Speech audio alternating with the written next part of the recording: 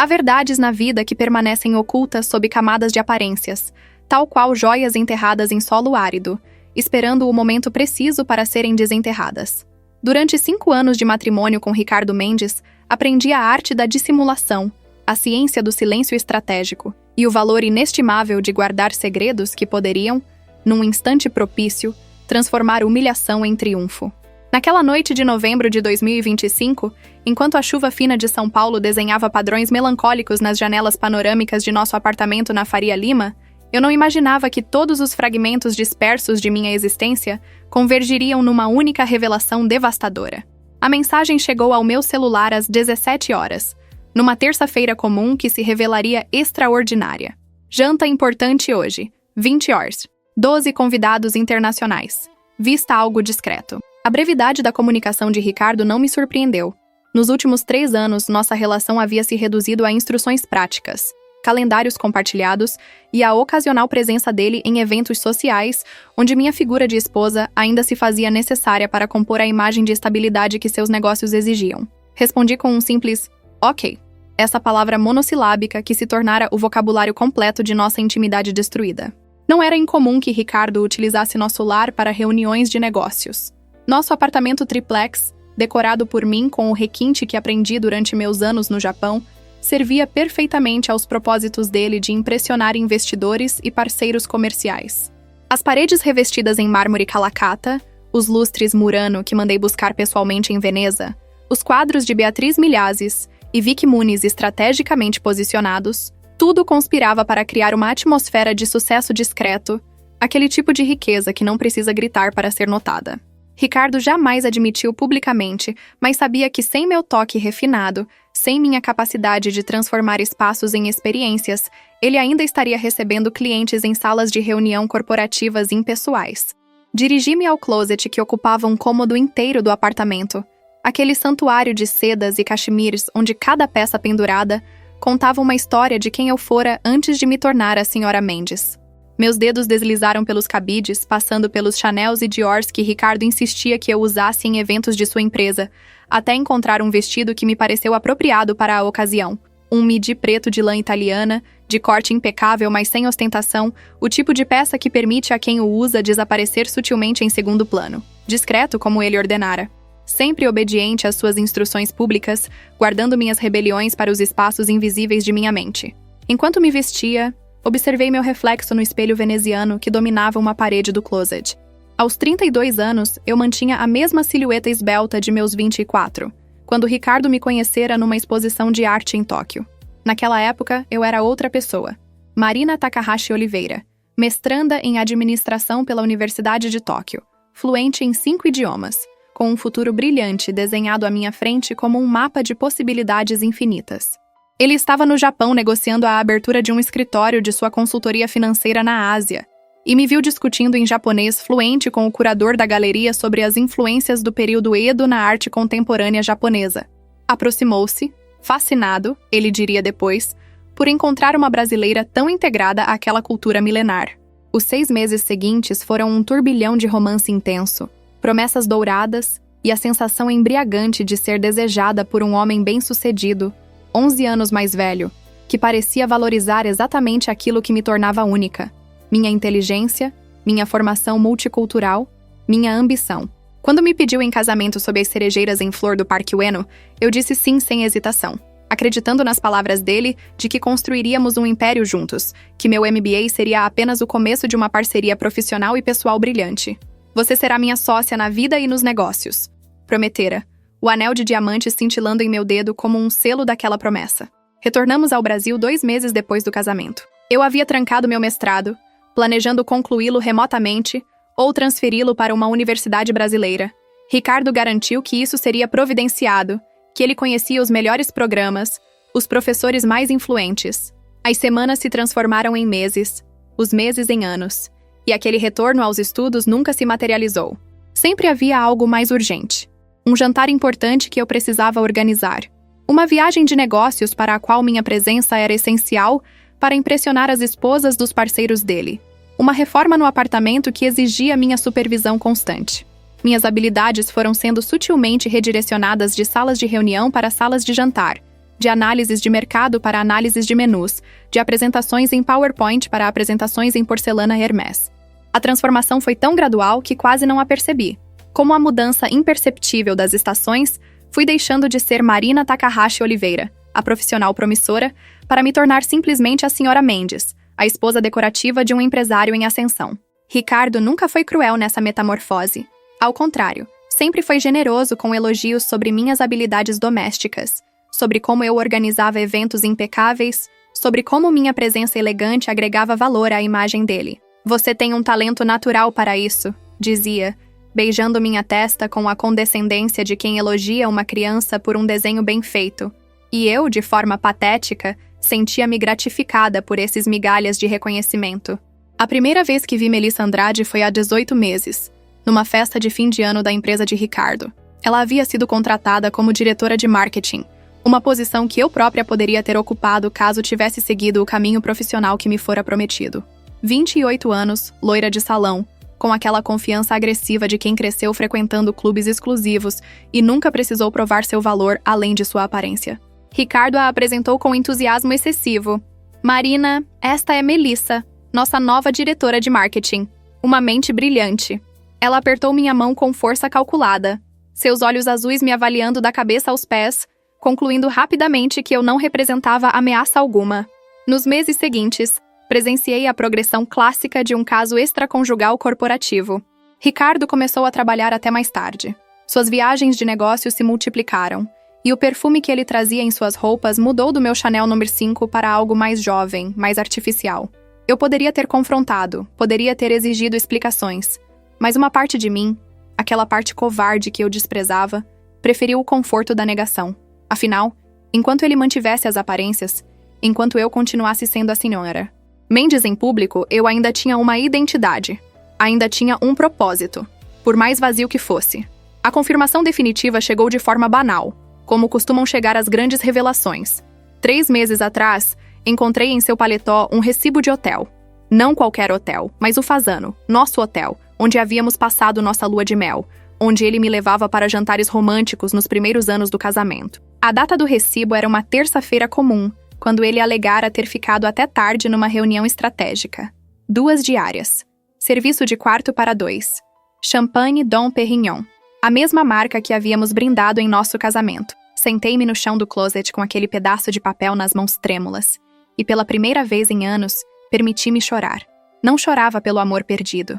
Esse já havia morrido há muito, asfixiado pela indiferença e pelo desrespeito gradual. Chorava pela mulher que eu fora. Pela Marina que falava 5 idiomas e discutia estratégias corporativas com executivos japoneses, pela versão de mim que acreditara nas promessas e apostara tudo num homem que a transformara em mera coadjuvante de sua própria vida. Chorava pelo tempo perdido, pelos anos que jamais recuperaria, pela carreira que nunca construí. Mas após as lágrimas, algo inesperado aconteceu. Uma clareza fria, quase clínica, tomou conta de mim. Guardei o recibo numa gaveta secreta de meu criado mudo, junto com outros documentos que comecei sistematicamente a reunir. Extratos de cartão de crédito com cobranças suspeitas, mensagens que ele deixava abertas em seu iPad, fotos que ela postava em suas redes sociais com joias que reconhecia das faturas dele. Não planejava um confronto imediato, planejava algo muito mais devastador. Planejava minha libertação, mas nos meus termos, não nos dele. Retomei secretamente meus estudos. Todas as manhãs, após Ricardo sair para o escritório, eu me trancava em meu pequeno escritório, um cômodo que ele raramente adentrava, considerando-o apenas meu espaço de hobbies, e consumia cursos online sobre mercado financeiro, gestão empresarial, direito corporativo. Reativei meus contatos em Tóquio, aqueles professores e colegas que um dia me consideraram promissora. Comecei a traduzir artigos acadêmicos do japonês para o português. Pequenos trabalhos freelance que me faziam sentir novamente útil, novamente capaz. Abri uma conta bancária que Ricardo desconhecia, depositando ali cada centavo que ganhava com essas traduções. Não era muito, mas era meu, fruto do meu trabalho, da minha competência. E assim, fui me preparando para um momento que sabia que chegaria. Não sabia quando, nem como, mas tinha certeza de que Ricardo eventualmente cometeria o erro crucial, aquele deslize que me daria a oportunidade de virar o jogo. Homens arrogantes sempre cometem. É apenas uma questão de tempo e paciência. Às 19h30, desci ao living principal do apartamento. A empresa de catering que Ricardo contratara já havia chegado, e a equipe montava discretamente as mesas. Reconheci a coordenadora, Fernanda, com quem eu trabalhara em diversos eventos anteriores. Ela me cumprimentou com o calor genuíno de quem me respeitava profissionalmente, ainda que apenas no âmbito doméstico. Senhora Mendes, o Sr. Ricardo passou instruções bem específicas hoje, disse ela, com um tom quase apologético na voz. Ele pediu que a senhora não se envolvesse com os preparativos. Disse que haveria outra pessoa coordenando a recepção dos convidados.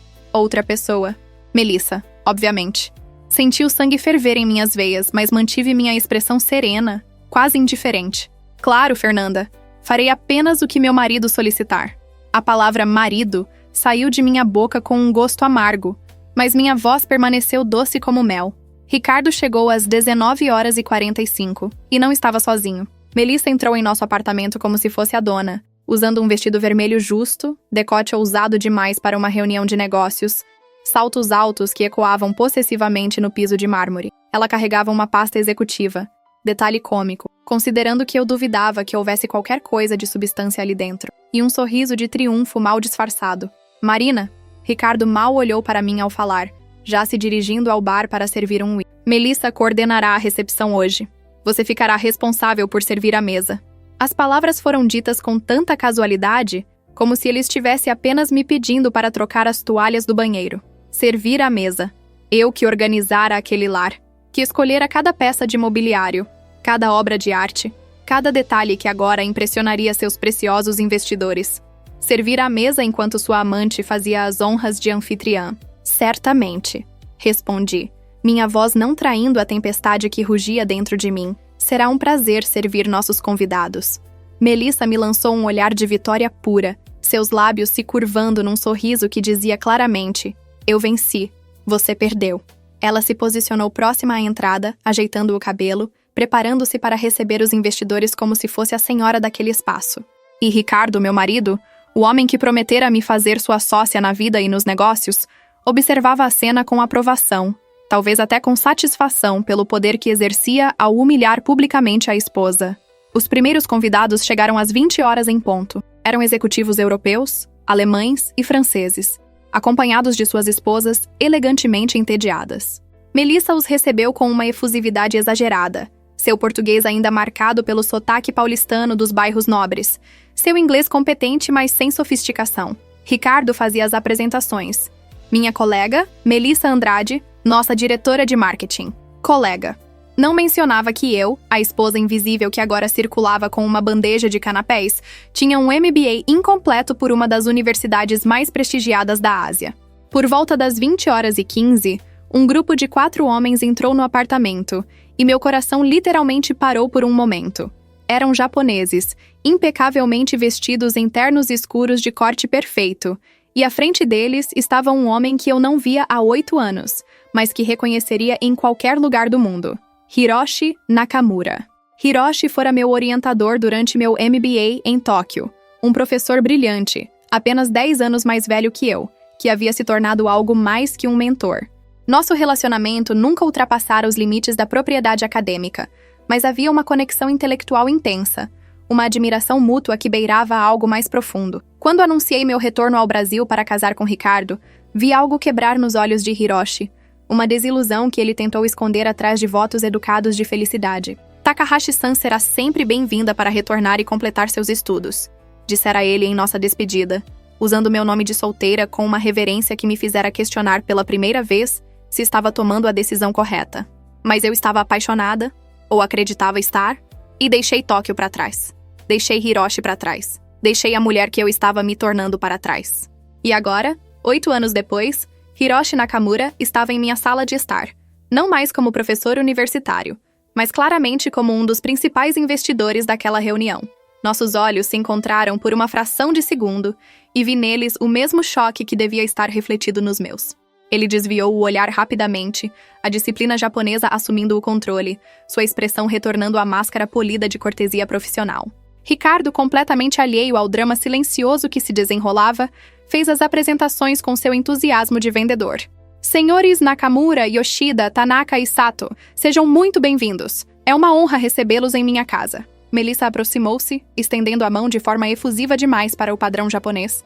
cometendo a gafe de não fazer uma reverência adequada. Observei Hiroshi e seus colegas trocarem olhares brevíssimos. Aquela comunicação silenciosa que japoneses dominam com perfeição. Eles cumprimentaram Ricardo e Melissa com cortesia impecável, mas percebi a frieza calculada nos gestos, a distância profissional que mantinham. Hiroshi não me olhou novamente, mas senti que ele estava intensamente consciente de minha presença, assim como eu estava da dele. Por favor, sintam-se em casa, disse Ricardo, conduzindo-os para a sala de jantar. Minha esposa os servirá durante o jantar. Ela não sabe fazer mais nada além disso. Ele disse aquilo com um sorriso como se fosse uma piada, mas o veneno estava ali, destilado em cada palavra. Vi Hiroshi parar por 1/1000 de segundo, seus ombros ficando imperceptivelmente mais tensos. Os outros executivos japoneses mantiveram suas expressões neutras, mas percebi o desconforto coletivo, aquela reação instintiva de pessoas bem-educadas diante de algo profundamente inadequado. Melissa assumiu o lugar de honra à cabeceira da mesa, meu lugar, onde eu sempre me sentara quando recebíamos convidados. Ela se acomodou com uma familiaridade obscena, como se aquela cadeira sempre tivesse sido sua. Ricardo sentou-se à outra cabeceira, os 12 investidores distribuídos entre eles. Os europeus de um lado, os japoneses de outro. Hiroshi posicionou-se estrategicamente no centro do grupo japonês, numa cadeira que lhe dava visão direta tanto de Ricardo quanto de Melissa. Retirei-me discretamente para a cozinha, onde a equipe do catering finalizava os pratos. A entrada seria uma interpretação contemporânea de sashimi, apropriada considerando os convidados japoneses, seguida de um risoto de cogumelos selvagens e, como prato principal, um cordeiro ao molho de vinho tinto. Sobremesa francesa, petit gâteau. Tudo excessivamente ocidental, percebi, para um jantar onde metade dos convidados era japonesa. Ricardo claramente não consultara ninguém com conhecimento sobre protocolo intercultural. Coloquei uma máscara de serena submissão e comecei a servir a entrada. Circulei pela mesa em silêncio, colocando cuidadosamente cada prato diante dos convidados. Quando cheguei até os executivos japoneses, agi por puro instinto, fazendo uma leve reverência antes de servir. Um gesto sutil que qualquer japonês reconheceria como sinal de respeito e educação adequada. Percebi Hiroshi me observar brevemente, seus olhos encontrando os meus por um segundo antes de se desviarem. Havia tantas perguntas naquele olhar. O que aconteceu com você? Como chegou a este ponto? Onde está a Marina que eu conheci? A conversa na mesa fluía em inglês. Ricardo dominando o diálogo com sua verborragia característica, falando sobre mercados emergentes, oportunidades de investimento, retornos garantidos. Melissa ocasionalmente interpolava comentários sobre estratégias de marketing, seus insights rasos e decorados, claramente memorizados de apresentações corporativas genéricas. Os investidores europeus pareciam genuinamente interessados, fazendo perguntas técnicas que Ricardo respondia com números impressionantes e projeções otimistas. Os japoneses, no entanto, permaneciam reservados, quase silenciosos. Hiroshi ocasionalmente fazia alguma pergunta pontual, sempre educada, sempre precisa, do tipo que revelava muito mais conhecimento sobre o assunto do que aparentava. Yoshida-san, que parecia ser o financista do grupo, tomava notas discretas em um iPad. Tanaka-san e Sato-san observavam atentamente, suas expressões impenetráveis. Quando retornei para servir o prato principal, Ricardo estava explicando os termos do investimento. Estamos buscando 2 milhões de reais para expandir nossas operações na América Latina. O retorno estimado é de 40% em 18 meses. Era uma projeção absurdamente otimista, e vi Yoshida-san erguer levemente uma sobrancelha, o equivalente japonês a uma expressão de profundo ceticismo. Ao servir o cordeiro a Hiroshi, permiti que minha mão tremesse quase imperceptivelmente, fazendo o talher tilinte suavemente contra a porcelana. Ele olhou para cima e nossos olhos se encontraram novamente. Desta vez, segurei o olhar por um segundo a mais, permitindo que ele visse ali não a mulher submissa que meu marido tentava retratar, mas algo diferente, algo que ele poderia reconhecer da Marina que conhecera. Determinação, inteligência, um plano em movimento. Retornei à cozinha enquanto os convidados comiam, e foi então que ouvi, através do interfone da cozinha que permanecia ligado, Ricardo fazer o comentário que selaria seu destino. Como podem ver, tenho tudo sob controle. Minha casa, minha empresa, até minha esposa. Um homem que controla tudo em sua vida pessoal certamente pode gerenciar seus investimentos com a mesma eficiência. Risadas corteses dos europeus. Silêncio gélido dos japoneses. E Melissa, aquela criatura patética, rindo alto demais, como se aquilo fosse o comentário mais espirituoso já proferido. Foi naquele momento que tomei minha decisão final. Não esperaria mais. Não acumularia mais evidências. Aquela noite, diante daquelas testemunhas, eu reverteria tudo. Eu mostraria a Ricardo, a Melissa e principalmente a mim mesma quem Marina Takahashi Oliveira realmente era. Preparei a bandeja para servir as bebidas após o jantar. Saquê premium que eu mesma selecionara meses atrás, previdente sem saber, whisky japonês, Yamazaki, 18 anos, chás verdes raros. Carreguei a bandeja até a sala de jantar, onde Ricardo agora mostrava documentos do contrato em seu iPad, passando-o ao redor da mesa. "O contrato está aqui", dizia ele, sua voz embargada pela ganância mal disfarçada. 2 milhões. Termos padrão, retornos excelentes. Precisamos apenas das assinaturas dos senhores. Comecei a servir as bebidas, movendo-me com a graça que aprendi durante meus anos no Japão, cada gesto medido, cada movimento preciso. Quando cheguei a Hiroshi, inclinei-me levemente para colocar a taça de saquê diante dele, aproximando-me o suficiente para que minhas palavras fossem ouvidas apenas por ele, e sussurrei em japonês impecável, usando o dialeto formal de Tóquio. "Nakamura-sensei, peço perdão pela demonstração constrangedora que presencia esta noite. A aluna que o senhor conheceu não morreu, apenas esteve adormecida. Há informações sobre este investimento que os senhores precisam conhecer antes de assinarem qualquer documento." Vi seus olhos se arregalarem levemente. A única demonstração de surpresa que um homem de sua compostura permitiria. Ele não respondeu, mas fez um gesto quase imperceptível com a cabeça. Um assentimento mínimo que significava: "Continue." Endireitei-me, continuando a servir as bebidas como se nada tivesse acontecido, mas meu coração batia tão forte que tinha certeza de que todos na sala poderiam ouvi-lo. Ricardo estalou os dedos impaciente. "Rápido! Nossos convidados estão esperando." Sorri. Um sorriso sereno, quase beatífico. "Claro, querido. Tudo no tempo certo." Terminei de servir e então, com a bandeja vazia nas mãos, posicionei-me entre a mesa de jantar e a saída, bloqueando sutilmente o caminho. Voltei-me para os convidados e, mudando para um inglês perfeito com leve sotaque britânico, o tipo de inglês que se aprende em universidades de elite, disse: "Senhores, se me permitem alguns minutos de seu tempo, gostaria de oferecer uma perspectiva adicional sobre o investimento que estão considerando." O silêncio que se seguiu foi absoluto. Ricardo ficou lívido, sua boca abrindo e fechando como um peixe fora d'água. Melissa parecia confusa, olhando para Ricardo em busca de orientação. Os europeus demonstravam curiosidade educada. E os japoneses? Os japoneses me observavam com aquela atenção focada que dedica a algo inesperado e potencialmente revelador. "Marina, o que você pensa que está fazendo?" A voz de Ricardo era baixa, perigosa, mas tremia de raiva mal contida. "Servindo nossos convidados", respondi calmamente, da forma como deveria ter servido desde o início, com honestidade, com respeito e com todas as informações necessárias para que tomem decisões informadas. Foi então que Hiroshi falou pela primeira vez, sua voz calma cortando a tensão como uma lâmina afiada. "Mendes-san, acredito que seria prudente ouvir o que sua esposa tem a dizer. No Japão, aprendemos que sabedoria pode vir das fontes mais inesperadas." Ele fez uma pausa significativa, especialmente quando essa fonte possui um MBA pela Universidade de Tóquio e foi uma das alunas mais brilhantes que tive o privilégio de orientar. O impacto daquelas palavras foi imediato e devastador. Ricardo empalideceu completamente, seu rosto passando por uma série de expressões: confusão, compreensão, horror. Melissa olhava de um para outro, perdida. Os investidores europeus se inclinaram para a frente, subitamente muito interessados.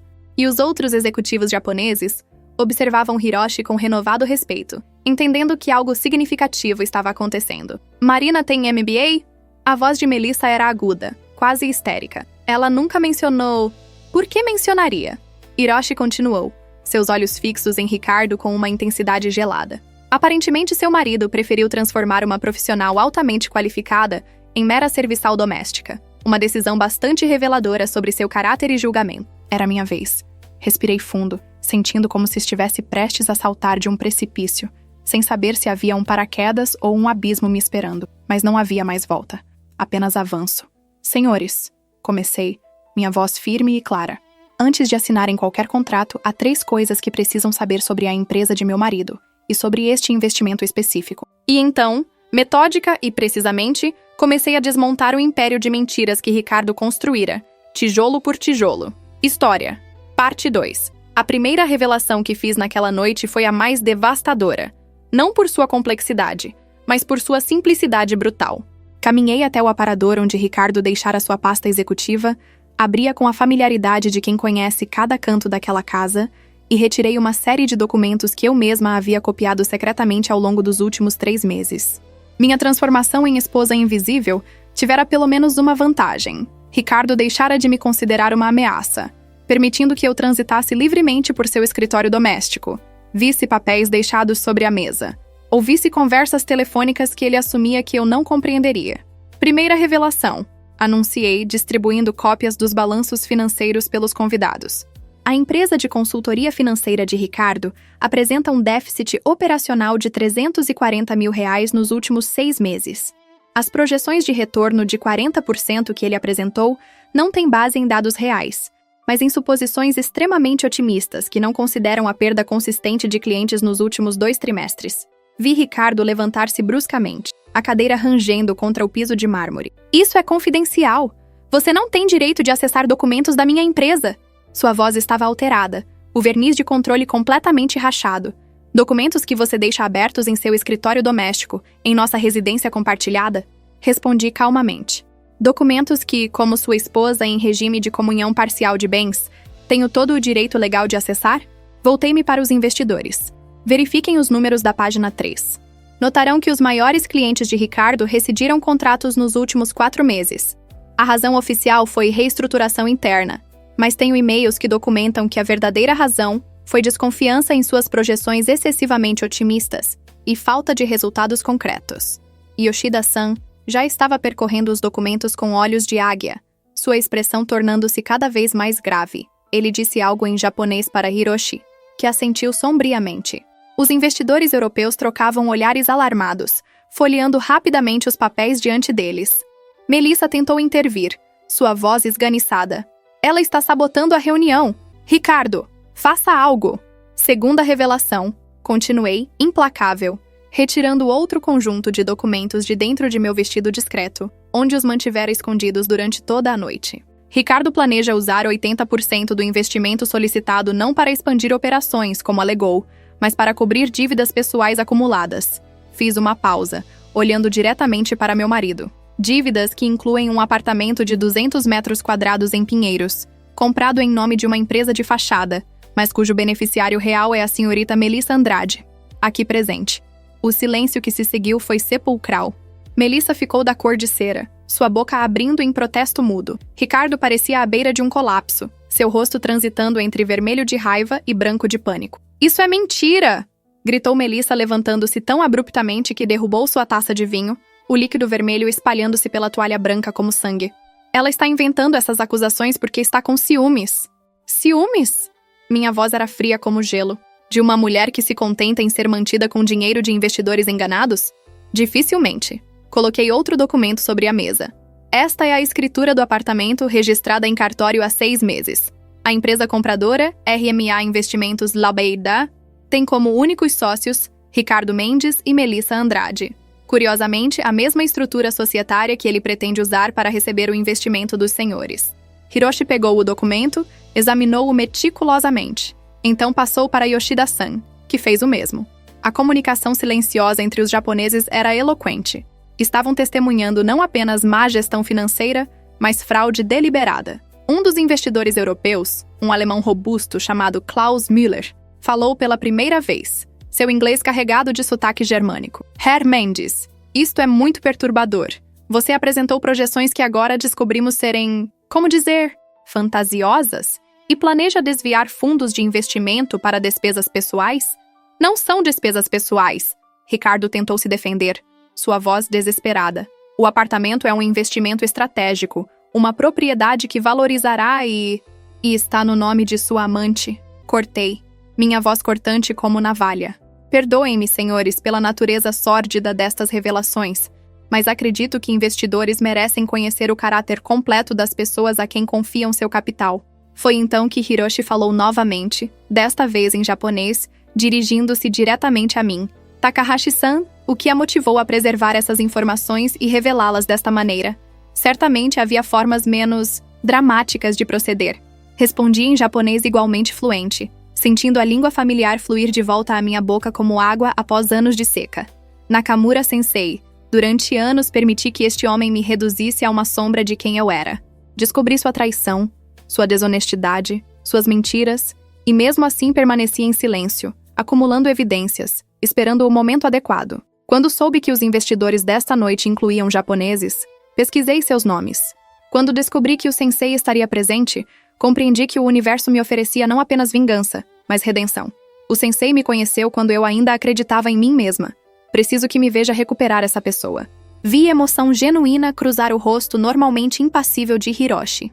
Ele assentiu lentamente, então traduziu nossa conversa para os outros investidores japoneses, que me observavam com uma mistura de respeito e compaixão que me fez querer chorar. Mas não havia tempo para lágrimas. Ainda tinha uma revelação final, a mais devastadora. Terceira revelação, anunciei, voltando ao inglês para que todos compreendessem. E esta talvez seja a mais relevante para os senhores investidores japoneses especificamente.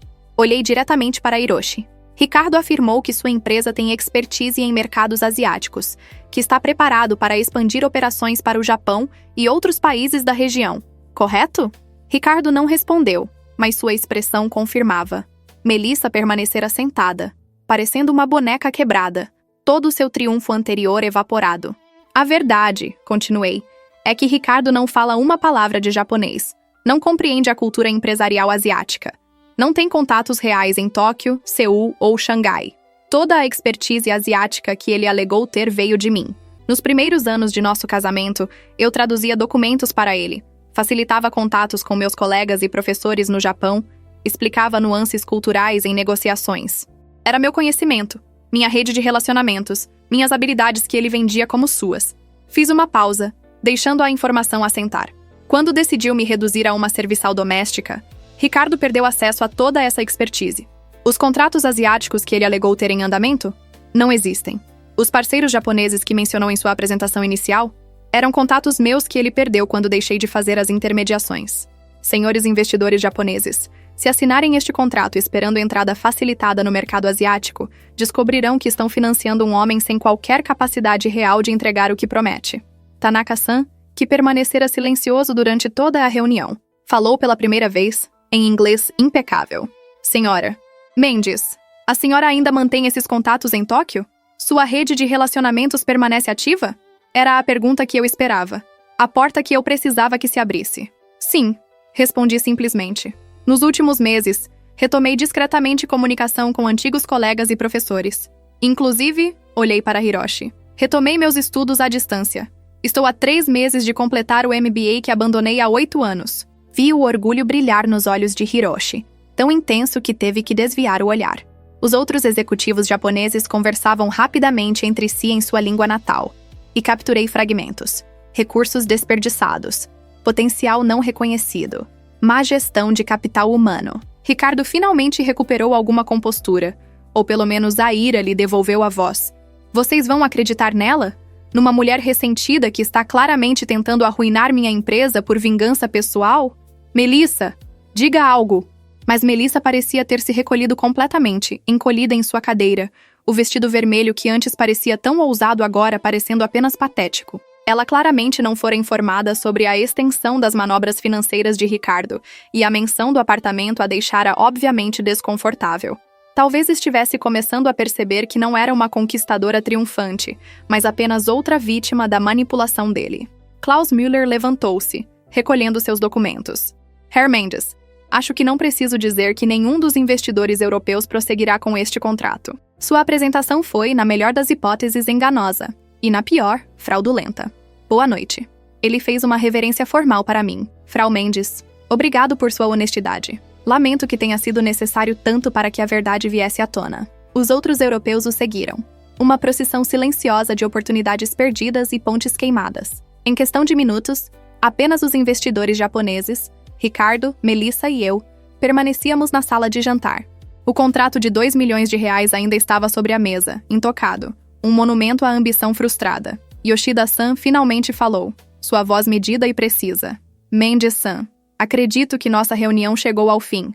Não investiremos em sua empresa nas circunstâncias atuais. Ele pausou, então se virou para mim. Senhora Mendes, poderíamos ter alguns minutos de seu tempo? Privativamente? Ricardo explodiu. De jeito nenhum. Esta é minha casa, minha reunião. Vocês não podem simplesmente... Sua casa, Hiroshi o cortou friamente. Mas esposa dele. E neste momento, temos mais interesse em conversar com ela do que com você. Ele se levantou, movendo-se com aquela graça econômica que sempre admirei nele. Takahashi-san, há um lugar onde possamos conversar tranquilamente? Meu escritório. Respondi, sentindo algo desabrochar em meu peito. Algo que levei tempo para identificar como esperança. Por favor, sigam-me. Conduze os 4 executivos japoneses pelo corredor que levava ao meu pequeno santuário, aquele cômodo que Ricardo desdenhava como meu espaço de hobbies. Ao abrir a porta, vi o ambiente com novos olhos. As estantes repletas de livros em japonês, inglês e português, os certificados de cursos online emoldurados discretamente, o pequeno altar shintoísta que mantinha num canto, os cadernos de caligrafia japonesa que praticava nas manhãs solitárias. Era um museu da mulher que eu fora e que tentara desesperadamente não esquecer completamente.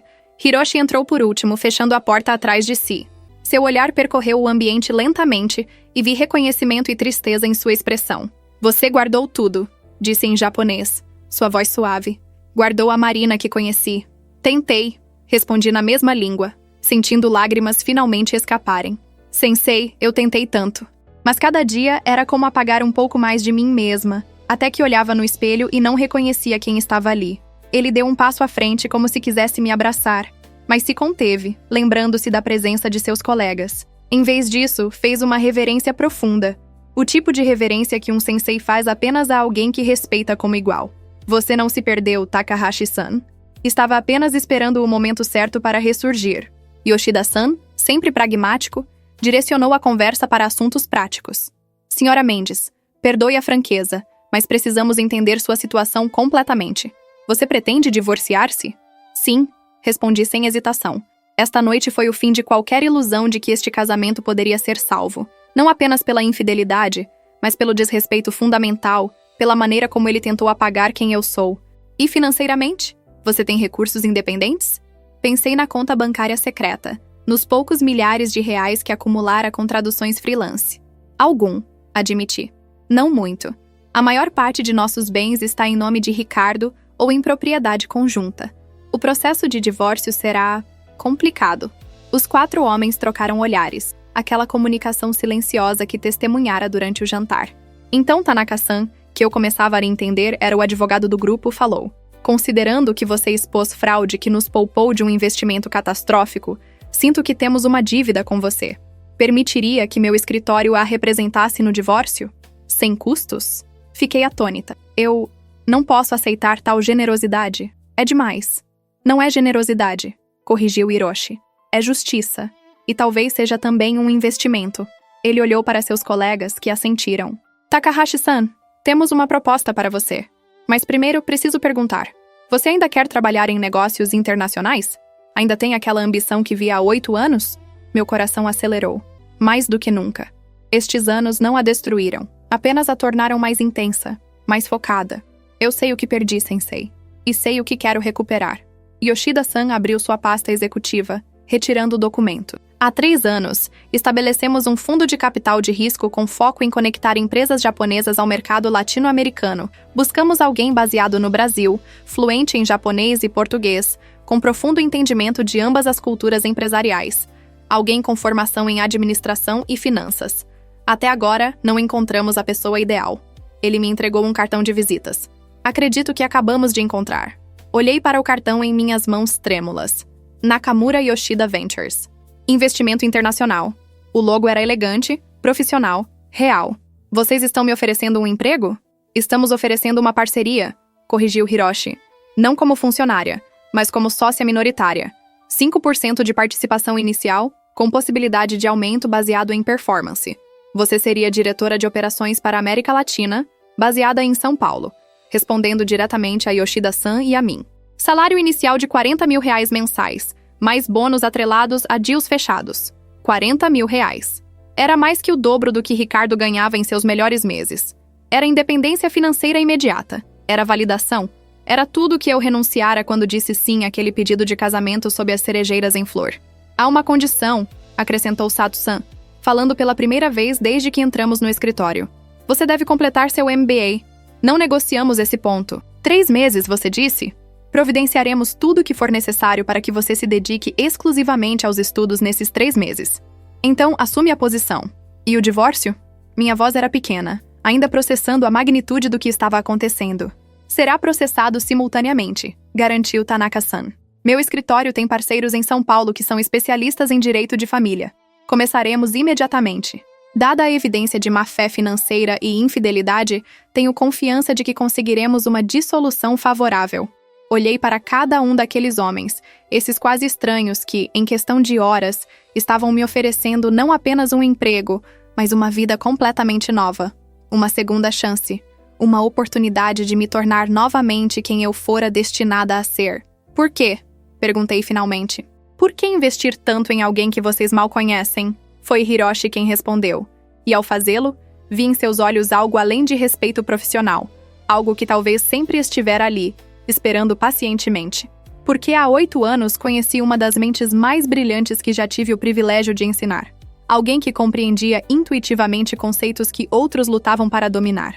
Alguém que trazia perspectivas únicas para cada discussão, que unia Oriente e Ocidente de formas que nunca havia visto. E então você partiu. E fiquei me perguntando o que teria acontecido se... Ele parou, compondo-se. Esta noite vi aquela pessoa ressurgir, demonstrando não apenas inteligência, mas coragem, estratégia, timing perfeito. Você orquestrou uma revelação que expôs fraude, protegeu investidores e simultaneamente libertou a si mesma. Isso não foi vingança emocional, Takahashi-san. Foi uma manobra de negócios executada com precisão cirúrgica. Exatamente o tipo de habilidade que nosso fundo valoriza. Lágrimas escorriam livremente agora. Anos de dor e frustração finalmente encontrando liberação. Aceito, disse simplesmente. Aceito tudo. O emprego, a representação legal, a oportunidade. E prometo que não decepcionarei a confiança dos senhores. Sabemos que não, disse Yoshida-san, estendendo a mão para um aperto formal. Bem-vinda a Nakamura Yoshida Ventures, sócia. Apertei sua mão, depois as de Tanaka-san e Sato-san, formalizando o acordo da maneira antiga, com honra e palavra empenhada. Quando cheguei a Hiroshi, ele hesitou, então ignorou minha mão estendida e me puxou para um abraço breve, mas intenso. Bem-vinda de volta, Marina, sussurrou em meu ouvido. Bem-vinda de volta à sua vida. Quando saímos do escritório, encontramos Ricardo esperando no corredor. Sua postura uma mistura patética de raiva e desespero. Melissa havia desaparecido, provavelmente fugindo pela porta da frente assim que percebeu que o navio estava afundando. A casa estava silenciosa, a equipe de catering já tendo recolhido tudo e partido discretamente. Então é isso? Ricardo cuspiu as palavras. Você destrói minha reunião, sabota meu negócio, me humilha diante de investidores, e agora sai andando com eles como se... Como se o quê, Ricardo? Interrompi, minha voz calma contrastando com a histeria dele. Como se eu fosse uma profissional competente que seu convidado reconheceu e valorizou. Como se eu fosse mais que uma serviçal doméstica. Sim, exatamente isso. Você vai me pagar por isso, ameaçou ele. Mas sua voz estava vazia, sem convicção. Vou processar você por calúnia, por violação de confidencialidade, por expor fraude? Tanaka-san interveio friamente. Por favor, proceda. Ficaria feliz em defender a senhora Mendes em qualquer processo que desejar iniciar. Na verdade, encorajaria que o fizesse, pois tornaria muito mais fácil comprovar má-fé em procedimentos de divórcio. Ricardo empalideceu. Divórcio? Você esperava que eu permanecesse? Ri, um som sem humor. Após tudo o que fez? Após reduzir-me a isto? Fiz um gesto abrangendo meu vestido discreto, minha postura submissa de horas atrás. Não, Ricardo. Este casamento acabou no momento em que você estalou os dedos me ordenando servir sua amante e seus convidados. Aliás, acabou muito antes disso. Apenas levei tempo para perceber. Você não tem nada! Gritou ele, desesperado agora. Sem mim, você não é nada. Não tem carreira, não tem dinheiro, não tem futuro. Sorri, e desta vez foi um sorriso genuíno, cheio de uma alegria que não sentia há anos. Enganou-se. Tenho tudo o que sempre tive. Minha educação, minhas habilidades, minha inteligência. As únicas coisas que você nunca pôde tirar de mim, não importa o quanto tentasse. E agora? Olhei para Hiroshi e seus sócios. Tenho também uma oportunidade de usá-las novamente. Voltei-me para os executivos japoneses. Senhores, se me perdoam, gostaria de recolher algumas coisas pessoais e sair desta casa hoje à noite. Presumo que não seria adequado permanecer aqui durante os procedimentos de divórcio. Já providenciei reserva em um hotel, disse Tanaka-san, verificando seu celular. O Fasano tem uma suíte disponível. Consideraremos despesa da empresa. Amanhã de manhã, meu escritório entrará em contato para iniciar os procedimentos legais. O Fasano. O hotel onde Ricardo levara Melissa. A ironia era deliciosa. Perfeito, respondi. Retornei ao closet pela última vez como Sra. Mendes e selecionei apenas o essencial. Algumas mudas de roupa, documentos pessoais, meu laptop, os cadernos de estudo japonês, os livros mais preciosos. Deixei para trás todos os Chanels e Diors, todas as joias que Ricardo me dera, todos os símbolos vazios de um status que nunca realmente me pertenceu. Levei apenas o que era genuinamente meu, o que refletia quem eu realmente era. Quando desci com minha mala, Ricardo estava desabado no sofá da sala, um copo de uísque na mão, a imagem perfeita de um homem confrontando as ruínas de sua própria ambição. Não senti pena, não senti raiva. Não senti nada além de um vasto alívio, como se estivesse finalmente soltando um peso que carregara por anos. Meus advogados entrarão em contato. Disse simplesmente, sem olhar para ele. Sugiro que contrate representação competente. Vai precisar. Ele não respondeu. Apenas encheu o copo novamente, afundando mais profundamente no sofá, no fracasso, na solidão que ele mesmo criara. Na porta do apartamento, hesitei por um momento, olhando para trás uma última vez. 5 anos de minha vida tinham acontecido ali. 5 anos que jamais recuperaria. Mas talvez, pensei, não foram completamente desperdiçados. Ensinaram-me sobre resiliência, sobre o valor de conhecer o próprio valor, sobre a importância de nunca permitir que alguém defina quem você é. Lições dolorosas, mas valiosas. Sayonara, sussurrei para o apartamento, para o casamento, para a versão de mim que morria ali naquela noite. E então saí, fechando a porta suavemente atrás de mim, caminhando em direção a um futuro que finalmente, pela primeira vez em anos, parecia brilhante e cheio de possibilidades infinitas. No elevador, descendo com Hiroshi ao meu lado e seus sócios discretamente à frente, permiti-me finalmente relaxar completamente.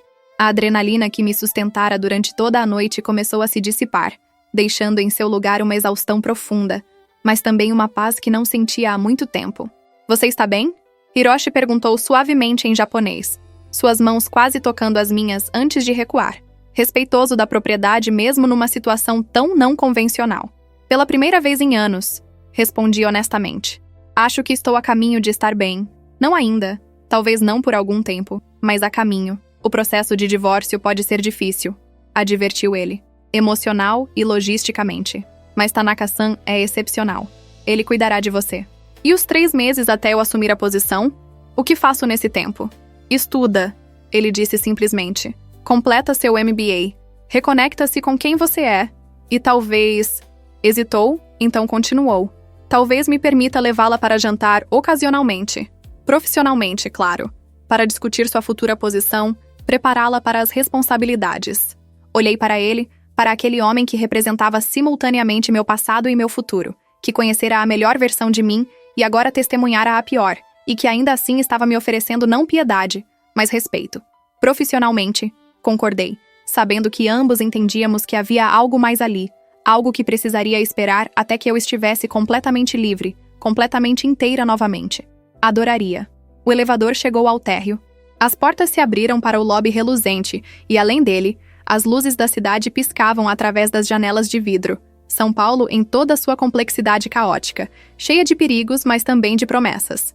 Yoshida-san já estava ao telefone organizando o transporte. Tanaka-san digitava rapidamente em seu tablet, provavelmente já rascunhando os primeiros documentos do divórcio. Sato-san observava tudo com aquela quietude contemplativa que eu começava a reconhecer como sua característica marcante. E eu, Marina Takahashi Oliveira, estava prestes a atravessar aquelas portas de vidro e entrar numa vida completamente nova. Assustava, emocionava, mas acima de tudo, parecia absolutamente perfeitamente certo. Pronta? Hiroshi ofereceu seu braço numa cortesia formal. Aceitei, sentindo a solidez de seu apoio, e juntos caminhamos em direção às portas, em direção à noite de novembro, em direção ao primeiro dia do resto de minha vida. Pronta, confirmei. E era verdade. Eu estava. Nera História. Parte 3. A suíte no Fasano era tudo que o apartamento que compartilhara com Ricardo nunca fora, genuinamente minha. Não havia escolhas de decoração feitas para impressionar clientes. Não havia espaços organizados para entreter investidores. Não havia camadas de pretensão disfarçadas de sofisticação. Era simplesmente um quarto elegante, confortável, neutro, esperando que eu imprimisse minha presença nele, mesmo que temporariamente. Deixei minha mala aos pés da cama king size sem desfazê-la imediatamente. Em vez disso, caminhei até as janelas panorâmicas que ofereciam uma vista espetacular da Avenida Paulista iluminada. As luzes da cidade se estendendo até onde a vista alcançava. Um mar de possibilidades cintilantes. Era quase 1 da manhã de uma quarta-feira, e São Paulo pulsava com sua energia incansável, indiferente aos dramas pessoais que se desenrolavam em seus inúmeros apartamentos e hotéis. Meu celular vibrou. Uma mensagem de Tanaka-san. Reunião amanhã, 10 horas, escritório na Faria Lima. Enviarei carro às 9h30. Descanse. T. Sucinto, eficiente, considerado. Respondi com um simples agradecimento em japonês, apreciando a formalidade profissional que contrastava tão drasticamente com os comandos abruptos de Ricardo. Outra mensagem, desta vez de Hiroshi. Certifique-se de pedir o serviço de quarto. O nhoque de batata doce é excepcional. Você precisa comer. H. Sorri apesar da exaustão. Mesmo após todos esses anos, ele ainda lembrava meu metabolismo acelerado, como eu ficava irritável e tonta quando não me alimentava adequadamente. Respondi. Obrigada, sensei. Por tudo. M. A resposta veio quase imediatamente. Não me agradeça ainda. O trabalho verdadeiro está apenas começando, mas você é capaz. Sempre foi. Apenas esqueceu por um tempo. H. Pedi o nhoque, não porque estivesse com fome. Meu estômago estava revirado demais para apetite, mas porque Hiroshi estava certo. Eu precisava comer. Precisava cuidar de mim mesma. Precisava começar os pequenos atos de autodeterminação que caracterizariam esta nova fase. Quando o serviço de quarto chegou, forcei-me a comer metade do prato. Cada garfada um ato de vontade. Cada mordida uma afirmação. Eu mereço isso.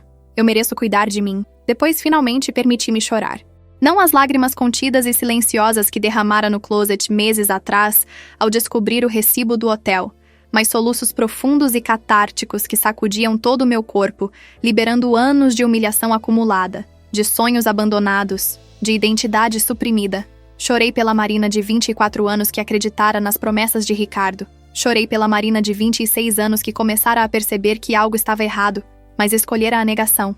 Chorei pela Marina de 30 anos que descobrira a traição, mas permanecera, covarde e perdida. E chorei pela Marina de 32 anos que finalmente, dolorosamente, escolhera a si mesma. Eventualmente, as lágrimas cessaram, deixando em seu lugar uma clareza límpida. Tomei um banho longo, deixando a água quente lavar não apenas a sujeira do dia, mas simbolicamente os resíduos de meu casamento falido. Quando saí, enrolada no roupão macio do hotel, senti-me ligeiramente mais leve, como se houvesse deixado algo tóxico escorrer pelo ralo junto com a água do banho. Antes de dormir, abri meu laptop e acessei a plataforma da Universidade de Tóquio, onde mantinha meu registro acadêmico. Meu último login havia sido há 3 semanas, quando submeteram um ensaio sobre estratégias de entrada de empresas japonesas no mercado brasileiro, irônico considerando os eventos da noite. Tinha 2 e-mails novos do meu orientador atual, professor Yamada, que assumira minha supervisão quando Hiroshi deixara a universidade para fundar seu fundo de investimento. O primeiro e-mail era de 1 semana atrás. Takahashi-san, seu ensaio demonstra compreensão excepcional das nuances culturais que afetam negociações transpacíficas. No entanto, noto que seu cronograma está atrasado em 2 módulos. Para completar o MBA dentro do prazo que mencionou, precisará intensificar seu ritmo. Está enfrentando dificuldades? Yamada. O segundo de 3 dias atrás. Takahashi-san, não obtive resposta ao meu e-mail anterior. Fico preocupado. Por favor, entre em contato. Yamada. Senti uma pontada de culpa. Professor Yamada fora incrivelmente paciente comigo ao longo dos anos, permitindo que eu continuasse meus estudos num ritmo glacial, nunca questionando por que uma aluna tão promissora estava levando tanto tempo para completar um programa que deveria ter terminado havia anos. Respondi imediatamente. Yamada-sensei, peço perdão pela demora em responder. Passei por mudanças significativas em minha situação pessoal que afetaram minha disponibilidade para estudos. No entanto, tenho excelentes notícias. Nos próximos 3 meses, poderei me dedicar exclusivamente a completar meu MBA.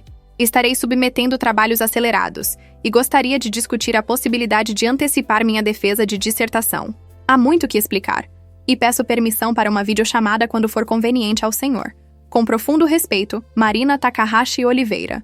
Enviei o e-mail Depois abri o calendário acadêmico e comecei a traçar um plano agressivo de estudos. 2 módulos atrasados significavam aproximadamente 40 horas de videoaulas, 8 ensaios, 2 projetos práticos e leituras extensas. Normalmente, isso levaria 2 meses de estudo casual. Eu tinha 3 meses, mas também tinha minha dissertação final para preparar. Seria intenso, exaustivo, mas absolutamente possível. E ao contrário dos últimos 8 anos, agora eu tinha algo que não tivera antes: motivação cristalina e tempo ininterrupto. Adormeci com o laptop ainda aberto, a tela mostrando meu plano de estudos, e pela primeira vez em anos, não tive pesadelos sobre afundar em águas escuras, incapaz de respirar. Em vez disso, sonhei que estava de volta à biblioteca da Universidade de Tóquio, cercada por livros, o som suave de páginas sendo viradas ao meu redor, e Hiroshi sentado à minha frente, sorrindo com aprovação enquanto eu apresentava algum conceito complexo que finalmente compreendera.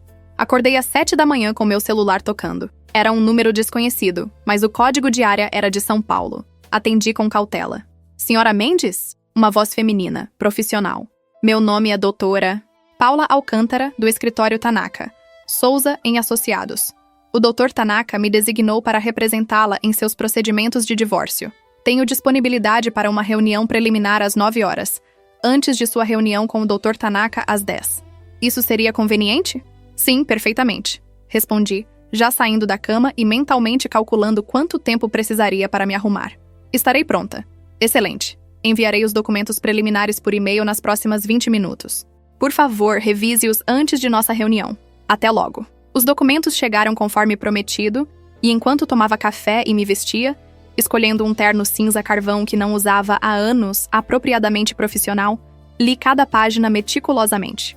Doutora Alcântara era minuciosa. Já havia esboçado uma petição de divórcio litigioso baseado em violação dos deveres conjugais, enumerando sistematicamente cada evidência de infidelidade que eu fornecera, cada irregularidade financeira, cada instância de desrespeito documentado. Solicitava divisão de bens com consideração especial ao desvio de recursos conjugais para benefício de terceiros, uma referência clara ao apartamento de Melissa. Mais impressionante era o segundo documento, uma ordem de proteção preventiva de bens a ser apresentada imediatamente ao juízo, impedindo Ricardo de transferir, vender ou onerar qualquer propriedade conjugal até a resolução do divórcio. Era agressivo, era assertivo, era exatamente o que eu precisava. O carro chegou precisamente às 9. Um sedã preto discreto com motorista uniformizado que me cumprimentou respeitosamente. Senhora Oliveira, o doutor Tanaka solicita que use seu nome de solteira em todas as transações profissionais daqui em diante, se for de sua preferência. Oliveira. Meu nome paterno, não Takahashi.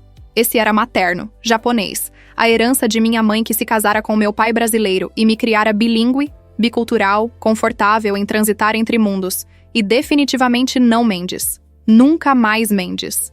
Marina Takahashi Oliveira, corrigi suavemente. Use o nome completo, por favor. Ele assentiu, abrindo a porta traseira para mim. O trajeto até a Faria Lima levou 20 minutos no trânsito matinal de São Paulo, e eu passei esse tempo revisando mentalmente os documentos, preparando perguntas, organizando pensamentos. Quando chegamos ao edifício de vidro e aço onde ficava o escritório de advocacia, senti-me tão preparada quanto possível para o que viria. Doutora Paula Alcântara era uma mulher de 40 e poucos anos, cabelos escuros presos em coque impecável, olhos afiados atrás de óculos de grau elegantes, aperto de mão firme e direto. Seu escritório era funcional e organizado, paredes forradas de livros jurídicos, uma mesa enorme coberta de documentos organizados em pastas coloridas. Senhora Takahashi Oliveira, cumprimentou-me, gesticulando para uma cadeira. Obrigada por sua pontualidade. Tenho exatamente 50 minutos antes de sua reunião com o Dr. Tanaka, então vamos direto ao ponto. Ela abriu uma pasta cor de vinho. Revisou os documentos que enviei? Sim, minuciosamente. Perfeito. Algumas questões preliminares. Você tem certeza absoluta de que deseja prosseguir com o divórcio litigioso? É mais demorado e potencialmente mais conflituoso que o consensual. Mas dadas as circunstâncias, infidelidade documentada, má-fé financeira, desrespeito comprovado, tenho confiança de que obteremos resultado muito mais favorável. Absoluta certeza. Bem, segunda questão. Recursos financeiros imediatos. Você mencionou ao Dr. Tanaka ter alguma economia independente. Posso perguntar quanto? Senti rubor subir ao meu rosto, envergonhada pela quantia patética. Aproximadamente R$17.000, acumulados através de trabalhos freelance de tradução nos últimos meses. Se ela achou a quantia risível, não demonstrou. É um começo. Mostra iniciativa e planejamento. Usaremos isso a nosso favor. Evidência de que você estava buscando independência financeira, reconhecendo a deterioração do casamento. Agora, terceira questão. E esta é crítica. Você tem onde ficar durante o processo? O Dr. Tanaka mencionou que você está no Fasano, temporariamente. Obviamente, não posso permanecer em hotel indefinidamente. Claro que não. Aqui está o que proponho. Apresentaremos hoje mesmo a petição de divórcio junto com a ordem de proteção de bens e um pedido adicional. Ocupação temporária do apartamento conjugal. Ricardo terá que sair. Meus olhos se arregalaram. Isso é possível? Dadas as circunstâncias, sim. Ele cometeu adultério, criou situação insustentável e há evidência de que usou recursos conjugais para beneficiar sua amante. Qualquer juiz razoável concederá a você o direito de permanecer na residência conjugal durante o processo. É sua casa tanto quanto dele. Na verdade, dada sua contribuição não monetária, através dos anos organizando o lar e facilitando os negócios dele, podemos argumentar que é mais sua que dele. A ideia era ao mesmo tempo satisfatória e perturbadora. Retornar àquele apartamento, agora sozinha, sem Ricardo, sem as memórias contaminadas pela presença dele. Transformá-lo de prisão em santuário. Quanto tempo levará? Para obter a ordem? Se apresentarmos hoje, audiência preliminar provavelmente na semana que vem. Com sorte e um juiz expedito, 15 dias. Você pode permanecer no hotel até lá? O Dr. Tanaka garantiu que a empresa cobrirá despesas. Posso, mas preferiria não abusar da generosidade deles. Generosidade que você conquistou ao salvar esses homens de um investimento fraudulento. Ela me lembrou firmemente. Não minimize sua contribuição. Você prestou um serviço valioso. Está simplesmente recebendo compensação apropriada. Era uma perspectiva que eu ainda lutava para internalizar, que eu merecia recompensa, que meu valor tinha preço, que minha competência era um ativo. Anos de desvalorização não se apagam em uma noite. Quarta questão. Doutora Alcântara continuou. Divisão de bens. Vocês casaram em regime de comunhão parcial, correto? Correto. Então, tudo que foi adquirido durante o casamento divide-se igualmente, exceto heranças ou doações específicas. O apartamento foi comprado quando? 6 meses após o casamento, com recursos dele, mas ambos assinamos a escritura. 50% seu, portanto. E o apartamento de Pinheiros que ele comprou para a amante? Escriturado há 6 meses, durante o casamento, com dinheiro que presumivelmente veio da conta conjunta ou dos ganhos empresariais dele, que também são conjugais. Perfeito. Solicitaremos 50% do valor desse apartamento também. Ele provavelmente resistirá, alegando que é investimento empresarial, mas temos evidência de que a beneficiária é sua amante, o que caracteriza desvio de recursos conjugais para benefício de terceiro. Você pode receber compensação em dinheiro equivalente ao valor de sua parte. Ela fez uma pausa. A menos que prefira que o apartamento seja vendido e os recursos divididos? A imagem de Melissa sendo despejada do ninho de amor pago com dinheiro, que era parcialmente meu, era deliciosamente satisfatória. Venda? Disse sem hesitação. Definitivamente venda. Um pequeno sorriso tocou os lábios de Doutora Alcântara. Pensei que diria isso. Quinta questão. Pensão alimentícia. Dada a discrepância de renda entre você e seu esposo, não quero pensão, cortei. Quero divisão justa dos bens, mas não quero estar financeiramente atrelada a Ricardo de forma alguma após o divórcio. Sem pensão, sem dependência contínua. Ela me observou com aprovação renovada. Admiro a postura, mas pragmaticamente você tem direito legal à pensão, pelo menos durante os procedimentos enquanto reconstrói sua carreira. Tenho oferta de emprego, salário de 40 mil mensais começando em 3 meses. Suas sobrancelhas subiram. Impressionante. Com a Nakamura Yoshida Ventures? Sim. Então aqui está o que sugiro. Solicitamos pensão temporária apenas durante os 3 meses até você assumir a posição. Não como punição para ele, mas como reconhecimento de que você sacrificou anos de desenvolvimento de carreira para apoiar a dele. É justiça, não vingança. Quando colocado assim, fazia sentido. Concordo. Excelente. Última questão por hora. Há algo que você particularmente deseja manter do casamento? Algum item de valor sentimental? Pensei no apartamento com todos seus luxos vazios, nas joias que nunca realmente me pertenceram, nos móveis escolhidos para impressionar estranhos. Meus livros. Meus certificados acadêmicos. Minhas coisas pessoais do escritório. O resto pode ficar com ele ou ser vendido. Não quero nada que me lembre desses anos. Compreendo perfeitamente. Ela fechou a pasta, cruzando as mãos sobre ela. Senhora Takahashi Oliveira, vou ser direta com você. Este será um processo difícil. Ricardo provavelmente resistirá em cada ponto. Homens como ele, acostumados a controlar tudo e todos ao seu redor, não aceitam facilmente quando perdem esse controle. Ele pode tentar intimidá-la, manipulá-la, fazê-la sentir culpada. Pode espalhar histórias, tentar prejudicar sua reputação. Pode contratar advogados agressivos e transformar isso em guerra. Você está preparada para isso? Pensei em todas as pequenas crueldades que já suportara, todas as humilhações que engolira em silêncio, todos os momentos em que escolhera a paz sobre a dignidade. Doutora Alcântara, passei 8 anos sendo sistematicamente apagada e diminuída. Ontem à noite, finalmente lutei de volta. E descobri que sou muito boa em lutar quando tenho motivação suficiente. Sim, estou preparada. Traga a guerra. Ela sorriu, um sorriso de guerreira reconhecendo outra. Então vamos dar a ele uma guerra que ele nunca esquecerá. A reunião com o Dr. Tanaka às 10 foi igualmente eficiente e bem mais breve.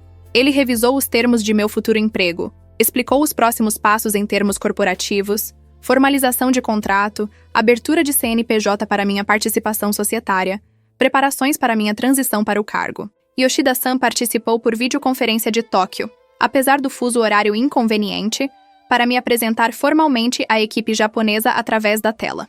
Sato-san estava presente fisicamente, tomando notas meticulosas, e foi ele quem levantou a questão que eu estava evitando pensar.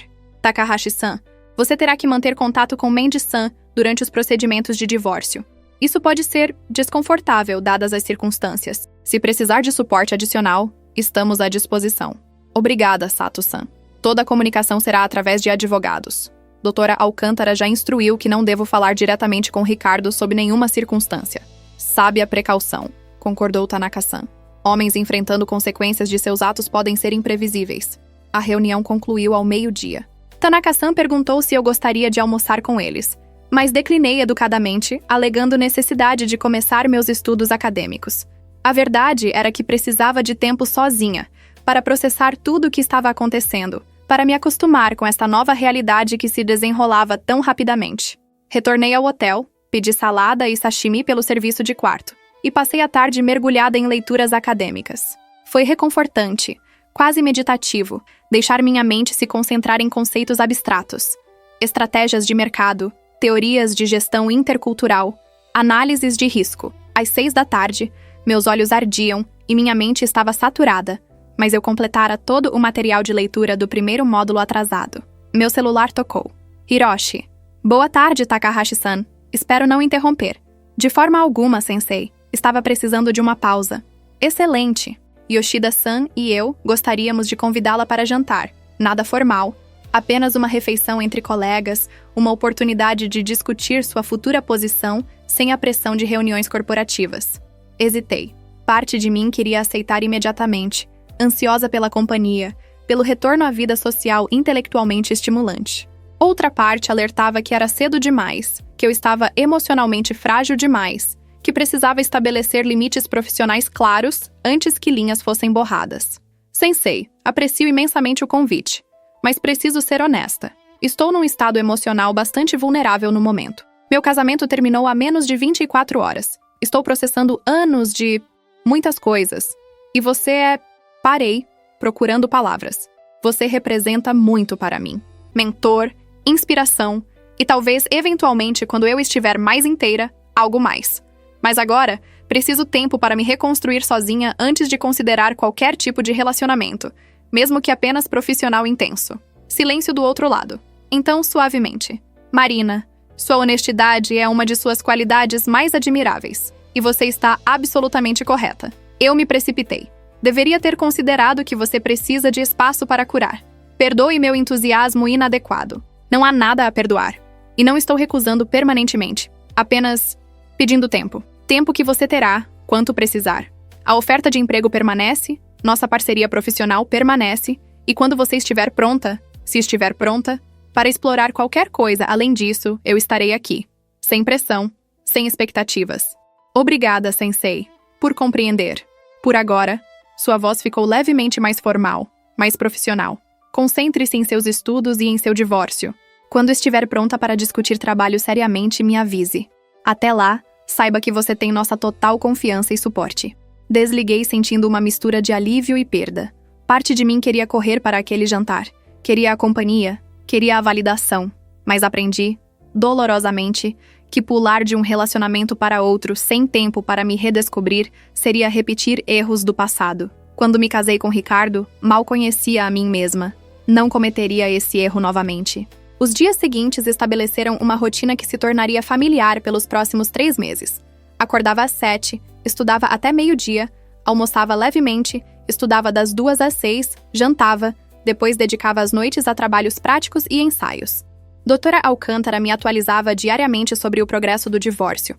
A petição fora apresentada, Ricardo contratara um advogado conhecido por táticas agressivas, a audiência preliminar estava marcada para a semana seguinte. Uma semana após sair do apartamento, recebi a primeira tentativa de Ricardo de contato direto. Ele ligou meu celular 43 vezes num único dia. Não atendi nenhuma. Depois vieram mensagens. História, parte 4. Marina, precisamos conversar. Isso está indo longe demais. Você não pode simplesmente destruir minha vida assim. Pensei que me amasse. Melissa não significa nada. Foi um erro. Por favor, atenda meu telefone. Você está sendo manipulada por esses japoneses. Eles só querem se aproveitar de você. Sou seu marido. Você me deve pelo menos uma conversa. Encaminhei todas as mensagens para a doutora Alcântara sem responder uma única.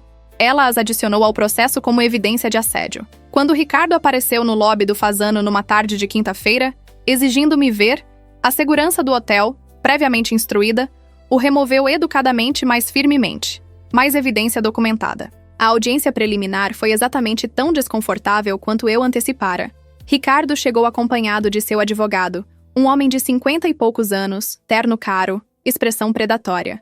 Dr. Silveira, soube depois, era conhecido por destruir esposas em divórcios de alto patrimônio, por transformar vítimas em vilãs, por usar cada arma legal e algumas ilegais para garantir que seus clientes mantivessem máximo de seus bens. Sentei-me ao lado de doutora e doutora Alcântara na sala de audiências, mantendo minha expressão serena, mãos cruzadas calmamente no colo. Ricardo evitou meu olhar inicialmente, mas quando finalmente nossos olhos se encontraram, vi algo quebrado nele. Algo além de raiva ou frustração. Talvez pela primeira vez na vida ele estava enfrentando consequências reais de suas ações, e não sabia como lidar com isso. A juíza doutora Fernanda Castanheira era uma mulher de 60 anos, cabelos grisalhos, olhos que já tinham visto todas as variações de mesquinharia humana que casos de família podiam produzir. Ela leu nossa petição com atenção, depois a resposta de Ricardo, que negava categoricamente a infidelidade. Alegava que o apartamento de Melissa era investimento empresarial legítimo e caracterizava minha saída como abandono de lar. Dr. Silveira, disse a juíza secamente, seu cliente alega que a senhora Takahashi Oliveira abandonou o lar conjugal. Isso é interessante, considerando que ela saiu após descobrir infidelidade comprovada e ser publicamente humilhada diante de convidados de negócios. A senhora tem as evidências, doutora Alcântara? Doutora Alcântara distribuiu cópias das fotos que eu reunira. Ricardo e Melissa entrando no Fasano, de mãos dadas, e-mails românticos que ele deixara abertos em seu iPad, extratos de cartão de crédito mostrando compras de joias que eu nunca recebera. E o recibo original do hotel, aquele pedaço de papel que começara tudo. Vi Ricardo empalidecer progressivamente conforme a juíza examinava cada item. Dr. Silveira tentou argumentar que indiscrições momentâneas não justificavam ruptura dramática, mas a juíza o silenciou com um olhar. Vou deferir a ordem de proteção de bens imediatamente, anunciou ela. Todas as propriedades conjugais ficam bloqueadas até resolução final. Adicionalmente, defiro a ocupação temporária do apartamento da Avenida Faria Lima à senhora Takahashi Oliveira. Sr. Mendes tem 72 horas para remover seus pertences pessoais e desocupar a propriedade. Vossa Excelência, isso é absurdo, Dr. Silveira protestou. Meu cliente comprou esse apartamento. É seu lar. Seu cliente também comprou outro apartamento para abrigar sua amante usando recursos conjugais. A juíza o cortou friamente. Ele pode residir lá, num hotel ou na casa de algum parente. A senhora Takahashi Oliveira ficará no lar conjugal original. Mais alguma coisa, doutora Alcântara? Pensão temporária, Excelência. 3 meses, enquanto minha cliente conclui sua formação acadêmica e prepara-se para iniciar nova posição profissional. Ela sacrificou anos de carreira apoiando os negócios do Sr. Mendes. A juíza consultou os documentos. O Sr. Mendes tem renda mensal comprovada de aproximadamente R$40 mil. Defiro pensão temporária de 10 mil mensais por 3 meses. Próxima audiência em 60 dias para atualização de status. Encerrada a sessão. Saí daquela sala sentindo como se houvesse cruzado um campo de batalha e sobrevivido. Ricardo tentou me abordar no corredor, mas doutora Alcântara se colocou entre nós. Sua postura pequena, mas absolutamente intimidante. Nenhuma comunicação direta, Sr. Mendes.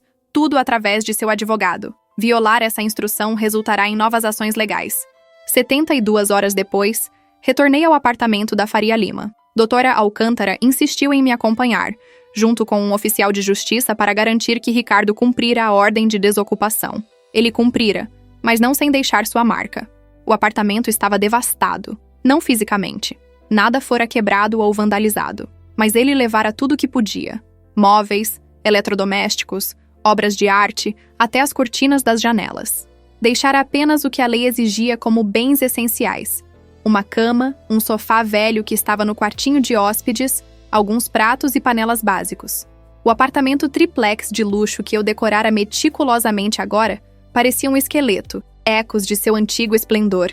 Pequeno e vingativo, comentou doutora Alcântara, fotografando tudo com seu celular.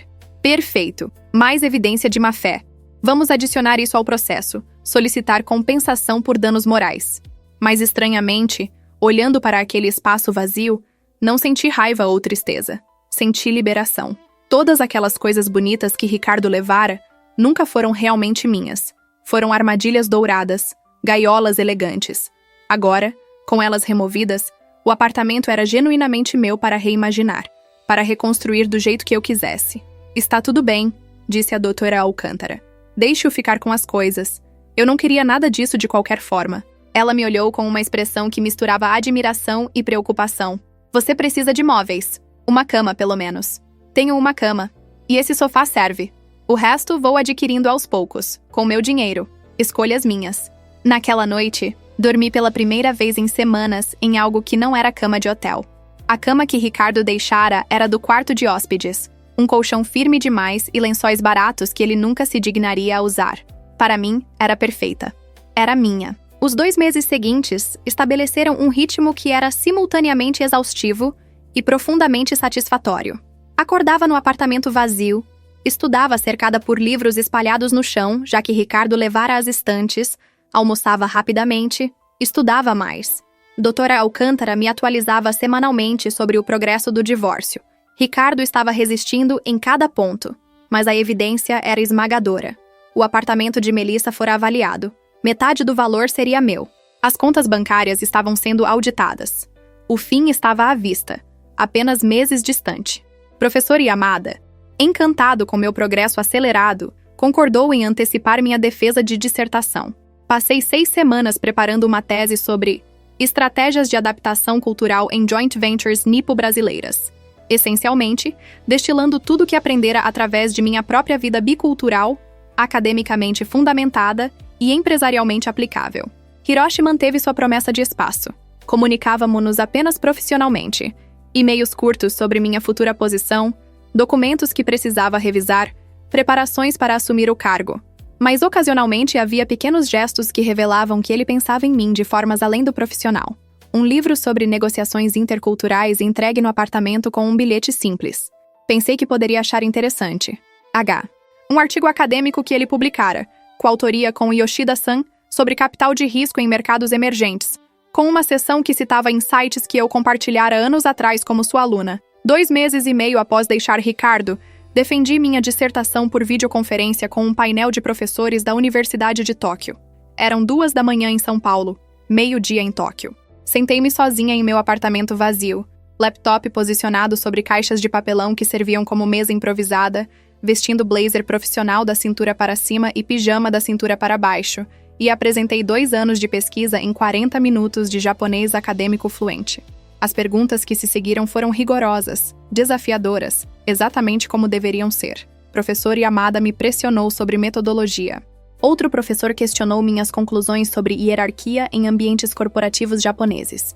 Uma professora que eu não conhecia desafiou minha análise de diferenças de gênero em negociações transculturais. Respondi a cada pergunta com a confiança que vinha de ter vivido meu tema de pesquisa, de ter experimentado em primeira mão as dinâmicas que analisava academicamente. Quando terminei, quando o professor Yamada anunciou que o painel precisava deliberar e me pediu para aguardar, desliguei minha câmera e permiti-me respirar pela primeira vez em 1 hora. 15 minutos depois, 15 minutos que pareceram 15 horas, recebi o e-mail. Parabéns, doutora Takahashi Oliveira. Sua dissertação foi aprovada com distinção. Seu diploma será emitido e enviado nas próximas semanas. Estamos orgulhosos de tê-la como alumni. Professor Yamada. Doutora, eu tinha um MBA. Oficialmente. Finalmente. Após 8 anos de luta, de interrupções, de quase desistir, eu completara o que começara quando ainda era jovem e cheia de sonhos não realizados. Chorei, claro, mas desta vez eram lágrimas de triunfo puro. Liguei para a doutora Alcântara mesmo sendo 3 da manhã. Deixei uma mensagem incoerente em sua caixa postal. Enviei e-mail para Yoshida-san e Tanaka-san anunciando a conclusão. E finalmente, após hesitar por longos minutos, enviei mensagem para Hiroshi. Sensei, defendi com sucesso. MBA completo. Obrigada por nunca desistir de mim, mesmo quando desisti de mim mesma. Marina.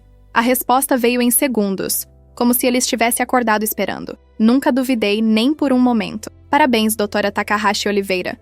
O mundo está esperando por você. H. 1 semana depois, meu divórcio foi finalizado. 3 meses quase exatos desde aquela noite fatídica. Ricardo, sob conselho de Dr. Silveira, e face à evidência esmagadora, finalmente aceitou o acordo. Eu recebi 50% do apartamento da Faria Lima, que optei por manter, R$200 mil em compensação pela metade do apartamento de Melissa, metade dos investimentos e contas bancárias conjugais, e retive completamente minha liberdade. Ricardo manteve sua empresa falida, suas dívidas acumuladas e, presumivelmente, Melissa, embora rumores sugerissem que ela o abandonara assim que percebeu que o dinheiro estava secando. Ao assinar os documentos finais no cartório, olhei para o homem com quem fora casada por 5 anos e senti nada, nem raiva, nem mágoa, nem satisfação pela queda dele, apenas indiferença vasta e liberadora. Espero que encontre o que procura, disse a ele sinceramente. E então saí, deixando-o para trás em todos os sentidos possíveis. Meu primeiro dia oficial como diretora de operações para a América Latina da Nakamura Yoshida Ventures foi numa segunda-feira ensolarada de março. O escritório da empresa em São Paulo era modesto, mas elegante, ocupando meio andar de um edifício comercial nos jardins. Equipe pequena. 2 analistas brasileiros, uma assistente executiva e eu reportando-me diretamente a Yoshida-san em Tóquio e Hiroshi, que dividia tempo entre Tóquio e São Paulo. Minha sala tinha vista para a Avenida Paulista, paredes de vidro, mesa minimalista em madeira clara. Sobre a mesa, um presente de inauguração, um pequeno vaso com um galho de cerejeira em flor, artificial, já que não era temporada, mas lindo mesmo assim. O cartão dizia: para novos começos, equipe Nakamura Yoshida. O trabalho era desafiador, estimulante, exatamente tudo o que eu esperara. Analisava oportunidades de investimento, facilitava a comunicação entre empreendedores brasileiros e investidores japoneses, viajava ocasionalmente para Tóquio para reuniões estratégicas. Usava cada idioma que falava, cada competência que desenvolvera, cada insight cultural que acumulara ao longo da vida. E pela primeira vez em anos, voltava para casa. Meu apartamento, agora lentamente sendo remobiliado com peças que eu escolhia, que refletiam meu gosto, sentindo-me realizada, cansada sim, desafiada, sempre, mas realizada. 3 meses após começar na Nakamura Yoshida, Hiroshi veio a São Paulo para a série de reuniões com potenciais investidores. Era sua 4ª visita desde que comecei, mas as anteriores tinham sido estritamente profissionais. Reuniões em sala de conferência, almoços de trabalho com clientes presentes, nenhum momento a sós.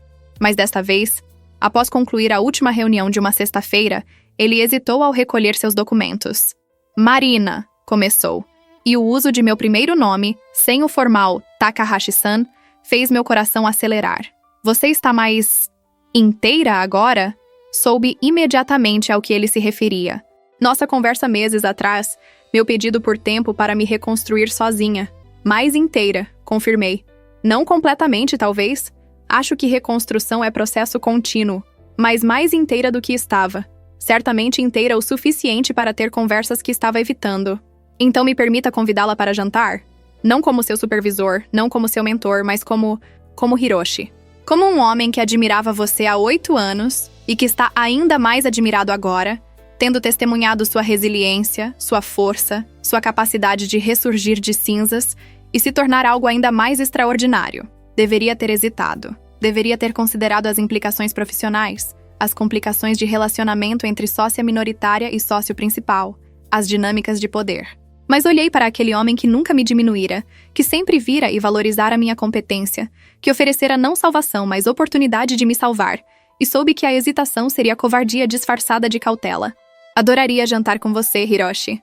Como Marina, não como doutora Takahashi Oliveira, não como diretora de operações, mas como mulher que sempre se perguntou o que teria acontecido se tivesse tido coragem de explorar o que havia entre nós há 8 anos. Jantamos num restaurante japonês discreto em Liberdade, sentados em tatame, conversando em japonês e português intercalados, transitando entre pessoal e profissional com facilidade de pessoas que se conheciam há tempo suficiente para dispensar jogos. Ele me contou sobre sua decisão de deixar a academia para fundar o fundo de investimento, sobre as dúvidas e medos que enfrentara. Contei-lhe sobre os anos de casamento, não com amargura, mas com honestidade, sobre como perdi a mim mesma gradualmente e tive que me encontrar abruptamente. Penso frequentemente, disse ele sobre chá verde após a refeição, sobre aquele dia que me disse que estava voltando ao Brasil para casar. Parte de mim quis pedir que ficasse. Parte de mim quis dizer que eu sentia mais por você do que um professor deveria sentir por aluna. Mas era antiético, inadequado, então permaneci em silêncio. E se tivesse falado? Perguntei. Se tivesse me pedido para ficar? Teria ficado? Considerei honestamente. Não sei. Naquela época estava apaixonada pela ideia de Ricardo, pela fantasia do relacionamento perfeito. Talvez precisasse viver aquela experiência, aquela dor, para me tornar quem sou agora. Talvez caminhos precisem ser tortuosos para nos levar onde deveríamos estar. Filosofia budista. Ele observou com um sorriso. Tudo acontece no tempo certo. Você acredita nisso? Acredito que você está aqui agora. Que eu estou aqui agora. Que temos chance que não tivemos 8 anos atrás. Quanto a se é tempo certo, não sei. Mas sei que não quero desperdiçar esta chance por timidez ou medo de complicações. Haverá complicações, avisei. Trabalhar juntos, ter relacionamento pessoal, manter profissionalismo. Haverá, concordou. Mas você passou 3 anos navegando casamento impossível com graça e estratégia. Acho que pode navegar relacionamento com alguém que genuinamente respeita você com muito mais facilidade. Tinha razão, claro. E quando ele me levou para casa naquela noite, quando nos despedimos com um beijo suave na porta do meu apartamento. Primeiro beijo em quase 9 meses. Primeiro beijo como mulher livre em anos. Soube que estava embarcando em algo completamente diferente de tudo que vivera antes. Os meses seguintes foram revelação em como o relacionamento poderia ser quando construído sobre base de respeito mútuo, admiração genuína e igualdade. Hiroshi nunca tentou dirigir minha carreira ou minhas decisões. Conversávamos sobre trabalho, sim, mas ele valorizava minhas opiniões, implementava minhas sugestões, celebrava meus sucessos sem sentir-se ameaçado por eles. Quando discordávamos profissionalmente e discordávamos frequentemente, debatíamos com rigor intelectual, até chegar a consenso, ou decidir testar ambas abordagens e avaliar resultados. Pessoalmente, ele era atencioso sem ser sufocante, presente sem ser controlador. Respeitava minha necessidade ocasional de espaço, meus momentos de melancolia quando alguma coisa desencadeava memórias do casamento com Ricardo. Não tentava consertar minha dor, apenas ficava presente nela, oferecendo conforto sem julgamento. 1 ano após começar na Nakamura Yoshida Ventures, fui promovida a sócia com 15% de participação. Meu salário dobrara. Eu liderava negociações importantes. Meu nome era respeitado em círculos de investimento tanto no Brasil quanto no Japão. O apartamento da Faria Lima estava completamente renovado. Não no estilo opulento de quando Ricardo vivia ali, mas em estilo minimalista japonês que refletia quem eu realmente era, com espaços abertos, muita luz natural, plantas cuidadosamente posicionadas e estante enorme dedicada à biblioteca que eu vinha construindo. E estava feliz. Genuinamente, profundamente feliz. Não da maneira ingênua que fora aos 24 anos, acreditando que casamento e homem certo resolveriam tudo, mas da maneira madura de quem aprendeu que felicidade vem primeiro de dentro, de conhecer e valorizar a si mesma, e que relacionamento saudável é adição à vida já plena, não tentativa de preencher vazios. Uma tarde de sábado, quase 2 anos após aquela noite fatídica, Estava organizando documentos em meu escritório doméstico quando encontrei, no fundo de gaveta, o recibo original do Fasano, aquele pedaço de papel que desencadeara tudo. Ricardo e Melissa, 2 diárias, champanhe Dom Perignon. Olhei para ele por longo momento, esse artefato de vida passada, e então, calmamente, o rasguei em pequenos pedaços e joguei no lixo. Não precisava mais daquela evidência. Não precisava mais daquela raiva. Aquele capítulo estava completo, encerrado, arquivado nas profundezas de memória onde fica tudo o que nos ensinou, mas não nos define mais. Meu celular tocou. Hiroshi. Oi? Atendi, sorrindo automaticamente como sempre fazia ao ouvir sua voz. Oi, está ocupada esta noite? Nada que não possa ser adiado. Por quê? Yoshida-san está em São Paulo. Quer jantar com nós? Discutir expansão das operações latino-americanas. Sua ideia de abrir escritório em Buenos Aires impressionou-o. Ele quer ouvir mais. Minha ideia. Minha proposta. Sendo levada a sério. Sendo considerada para implementação. Adoraria. Que horas? 8 horas. Aquele restaurante em Liberdade que você gosta. Perfeito. Nos vemos lá. Após desligar, olhei ao redor de meu escritório. As paredes que eu pintara de cinza suave, a mesa que escolhera pessoalmente, os diplomas emoldurados, incluindo meu MBA tão arduamente conquistado, as fotos de Tóquio que tirara em viagem recente. Cada elemento era escolha minha, reflexo de meus gostos, conquista de meus esforços. Caminhei até a janela, observando São Paulo se estender infinitamente em todas as direções, essa cidade caótica e vibrante que era meu lar. Em algum lugar lá fora, Ricardo provavelmente ainda lutava com consequências de suas escolhas. Melissa provavelmente havia encontrado outro homem para manipular. E eu estava aqui, inteira, forte, bem-sucedida, amada de forma saudável e, acima de tudo, livre. A jornada de esposa negligenciada servindo humilhantemente à mesa até a executiva respeitada comandando reuniões de investimento fora longa, dolorosa e transformadora. Houvera noites em que quis desistir, momentos em que a dor parecia insuportável, dias em que duvidar de meu valor parecia mais fácil que acreditar nele. Mas eu persisti, lutei, ressurgi. E ao fazê-lo, descobri verdade que mudara tudo. Ninguém pode tirar de você aquilo que realmente importa. Sua inteligência, suas habilidades, seu valor intrínseco, a menos que você permita. E eu nunca mais permitiria. Olhei para meu reflexo na janela, essa mulher de 34 anos que fora forjada em fogo e emergira não apenas intacta, mas polida, refinada, mais forte que nunca. Sorri para ela, para mim, para a Marina que finalmente aprendera a lição mais importante. Que a história de sua vida era dela para escrever, e que cada capítulo, por mais doloroso, a preparara para o próximo. Obrigada, sussurrei para a mulher no reflexo, para todas as versões de mim que lutaram para chegar aqui. Obrigada por não desistir. E então me virei, longe da janela, longe do passado, e me preparei para jantar de negócios que discutiria meu futuro, minha expansão, minhas ideias.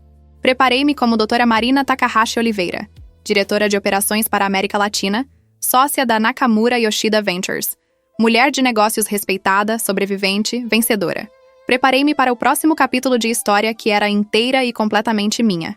E ao sair do apartamento naquela noite, vestindo o terno impecável que comprei com o dinheiro que ganhei, dirigindo-me à reunião onde minhas ideias seriam ouvidas e valorizadas, acompanhada por homem que me respeitava como igual, senti algo que não sentira em anos. Senti-me em casa, não no apartamento, não na cidade, mas em mim mesma. E não havia sensação mais perfeita no mundo.